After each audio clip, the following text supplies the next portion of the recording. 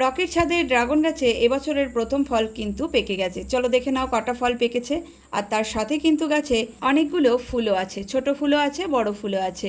আর দুটো ড্রাগন ফল পেকেছে ঠিকই, তবে আজকে এগুলো তুলবো না। ড্রাগন ফলের গায়ে কালার আসার সাথে সাথেই কিন্তু ফলগুলোকে তুলে নিলে খুব একটা খেতে ভালো লাগে না। কালার আসার পরও দুদিন যদি রাখা হয়, তারপর ফলগুলোকে তোলা হয়, তাহলে সেই ড্রাগন ফল খেতে কিন্তু দারুণ টেস্টি হয়।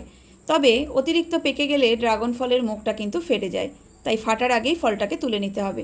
যারা নতুন আছো তোমাদের যদি বুঝতে অসুবিধা হয়, তাহলে ফলের গায়ে এরকম কালার আসার পর হাতে গুনে দুদিন রাখবে, তারপরে তুলে নেবে। না হলে ফলের মুখটা ফেটে যাবে আর সেখান থেকে পিঁপড়ে ঢুকে ফলটাকে খারাপ করে দেবে।